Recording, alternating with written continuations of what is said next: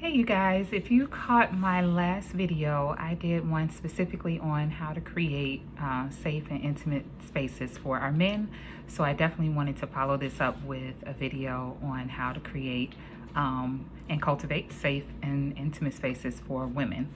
And so what you're gonna hear is a lot of similarities from the other video with men. So believe it or not, it just lets you know that men and women do have typically the same goal in terms of like how they feel safe and intimate in relationships, but it's usually the way that we go about doing it is usually a little different. So like I said, again, you're going to hear some similarities in this video in comparison to the last video, and then you're going to hear some things that's just a tad bit different. So definitely just kind of stay present for that and aware of the differences, and just kind of take some inventory in regards to, is this something that you are aware of already, with the woman in your life, whether it's your wife or your girlfriend, or it's something that you're learning today, something new, and also how to apply these things in your relationships. So we'll start off with emotional safety like we did in the last video.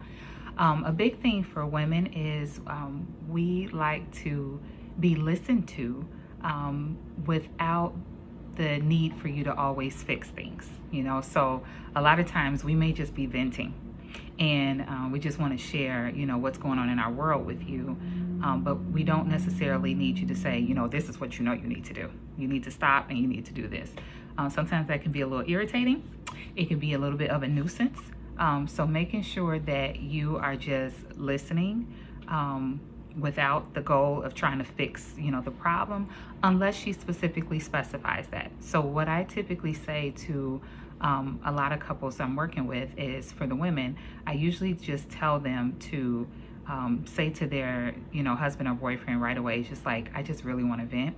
I'm not necessarily looking for solutions or anything like that. I just want to be able to share what's going on in my life. And then that way you'll know, as the man, like which direction to go when she's kind of sharing her thoughts and her feelings. Now, if she does not give that disclaimer up front, then when she's talking and there's like a little pause in what she's talking about, then just ask her, just really quickly, I just want to make sure if this is one of those times that you want me to just, listen fully without offering any solutions, or would you like to, brainstorm some ideas? Just say that up front, ask that question up front, so then that way there isn't any confusion and she can answer that very directly in terms of what it is that she wants. Now, if she's a little bit confused on what she wants from you, if she's just like, what, I don't know if I want you to provide a solution or to just listen to me. I'm not sure right now. I'm just really frustrated. If she's at a point where she's like, I don't really know, let's just err on the side of caution and just listen. Just listen first, and let that be the main thing that you do. Now, if you notice that she's asking you questions, then you can just come back and say, that question sounds like you're looking for an answer. Would you like an answer from me? And that's all, okay? Another thing in terms of like emotional safety for a woman is validating her feelings, okay? So again, it's not to say that you are there to agree with everything that she's saying, and every emotion that she's experiencing. But to validate just means that you're saying, phrases such as like, I hear you, or that sounds pretty tough, I can only imagine, what you're going through or what you're feeling. That's what we do when we validate. And so a lot of times women are desiring that, as opposed to you invalidating her feelings or telling her that how she's feeling is wrong, or that it's odd, that she feels that way. And just like in the last video, it's just being reliable and consistent. So trust is typically, just built over time, with women, of seeing things consistently. So if, for instance, you all talk about an issue that's been going on in your relationship and you say, I'm gonna work on it, I'm gonna do better, and you do it for like a week or two, and that's great. I know sometimes for men, you might feel like that's gonna carry you over into the next month or even the next year. But being consistent with whatever it is that she's asking of you is going to also help her feel emotionally safe. The next thing when it comes to creating these safe and intimate spaces for the woman in your life is you want to make sure that you're prioritizing the physical and emotional intimacy. And so, just like with men, obviously showing affection consistently, so that affection though for women can be a little bit different in long-term relationships. It doesn't always necessarily mean sex and sexual touch. Usually it's like a non-sexual thing. So like if you all are, relaxing and you're watching something on TV, she might just want you to be close to her and holding her. She might want you to spoon her, in the bedroom. She just might want you to like, grab her waist or something if you all are out, and you're just spending quality time together. So all of those things don't necessarily signify that sex is on the horizon. And sometimes too, she just may not necessarily be ready for sex, and it takes a little bit longer. And the reason why is because a lot of times men are more spontaneous when it comes to their sex, meaning like you all can literally look at, your woman, especially if, you find her extremely attractive, she's just very beautiful to you inside and out. It doesn't take much. You can just look at her and be like, yep, I'm ready to go. But for a lot of women, we may more so show up through like responsive sex, meaning like something has to happen beforehand for us to feel that comfortable. And so it may require you to do or show more so affection that's non-sexual in nature, such as, the holding of the hand or grabbing the waist, or just holding her while you all are sitting down and watching something on TV. It could be rubbing her feet, or rubbing her back. And so those different things would be really beneficial for you to show that non-sexual touch type of affection on a very consistent basis, and hopefully daily, that you're doing that daily. Another thing is, please prioritize quality time with her. Now, this doesn't necessarily mean that you have to be in her face, 24/7. She may not even want that. But whenever you all have quality time together, make it count.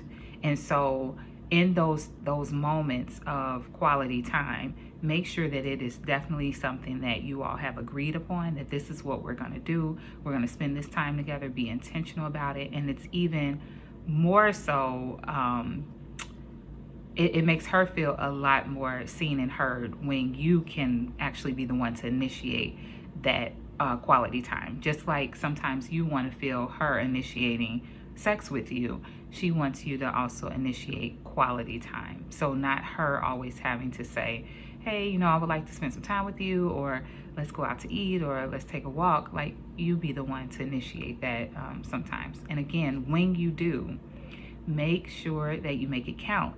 Be present with her. Try to eliminate a lot of distractions. Try not to be on your phone. Try not to be talking to someone else while you're having a conversation with her. Really be locked in, with her. And that's going to also make her feel physically and emotionally safe and intimate with you. And then also making sure that she feels desired. Okay, so just like, I know men, you all have some pressures, on you all too when it comes to your appearance and, things physically with you. But, societal norms when it comes to women do tend to have a lot of pressure on them with how they look. And so if you can consistently make her feel beautiful, and I understand that that truly is an inside job and it has to start with her first, but it would be nice, to also remind her how beautiful she is. And if you've noticed something different with her hair, or maybe you've even noticed that she's lost a little weight, or she's gotten a little toned, or you noticed a new outfit that she had, that says a lot. That it just shows that you're truly paying attention and that you're really in tune with her. So the more you can do that genuinely, she's going to really feel appreciated physically and emotionally. And another thing is to make sure that you are emotionally vulnerable. One thing that women really struggle with is men, not always being as comfortable and being open to share. And yes, I understand that there's another side to that. You want to feel safe with her. And if you can feel safe with her, then you may be a little bit more emotionally vulnerable, which I talked about in another video. So I covered that. So don't worry about that. But when she's doing the things that you're asking for too, then it's also your turn to become a lot more vulnerable with her and open up to her about your day and what's going on in your world. The worst thing that a woman sometimes can feel is that you have this whole other persona or life outside of her that she doesn't know about. Now, she may not always be a part of it, but if she's just not aware of it, so I'll give the example of like, maybe you show up very serious at home. You're very much like particular and meticulous about things. But then when you're out with your friends or, colleagues, coworkers, business associates, and you cutting up, like you having a ball, you're doing all of the fun things and you're a jokester and you're relaxed and all of those different things. If she never sees that side of you, she's going to feel like you're not fully comfortable with her and opening up, with her to show that side of you. So making sure that you do that as well. Oh, and then I also want to just kind of go back to the emotional safety. One thing that I forgot was just making sure that you try your best to avoid criticism and defensiveness when she is trying to be open and honest with you. Granted, I know it's all about how she approaches you and her tone of voice and what she's saying. So obviously that is something that has to be, that she has to take into account. But, you avoiding just criticizing her for, being who she is and even how she's expressing herself, unless it's disrespectful. So just keep that in mind. Try your best not to shut down or push back.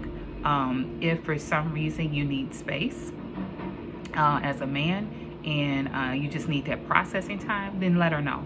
Let her know and let her know how serious that is for you and that you need so much time to kind of work through some things in your brain. And I know that all women don't always accept that because, trying to solve the problem and, doing all of that. But again, just be very direct and clear with her that I need processing time. And when I can have 30 minutes, an hour, or, whatever I need to go take a walk and cool down or take a drive and I'll be back. Like, I really need for you to respect that, because then I know that that's going to help us work through this conflict. So just making sure that you're upfront and you're talking to her about that. Try not to just walk away and not say anything. So try to avoid, being very critical and defensive, or shutting down with her. Right. And then also just make sure that you are communicating with love and patience. And I know this is not always easy for a lot of men, as you all tend to be logical, a lot of times in your approach to different things. And sometimes it can come off a little bit harsh, to women. So before you address an issue with her, try your best to just acknowledge the positive things that she's doing first, as opposed to going right into, you never do this and I just wish you would change this about yourself, or blaming her, for something. You should also, acknowledge what she's doing first and foremost, and then also take ownership of the part that you played as well. That's going to help, foster that patience and that love with her. And also initiate regular check-ins with her. Check in. Don't just go like days and weeks and months without just checking in to see how she's feeling. Are you good today? I know last week you were kind of, frustrated about something, or I know you weren't feeling the best. I just want to make sure that you're doing okay. Like, do you need anything? I'm running to the store. You need me to pick up something? Like, just check in, okay? And then also respect her boundaries, as well. There are times that she may need some alone time and some processing time, which is very similar, to men. So ask her what that looks like for her and respect that. Do not think that you can just step over that because you feel like it. So that's not fair, because it's something that you probably want from time to time too, for her to respect your boundaries. And then also just, again, creating that comfortable and safe home environment. We talked about in the last video what that looks like for men, but for women, what that is, especially if she has a lot of things on her plate, which, you know, a lot of women do.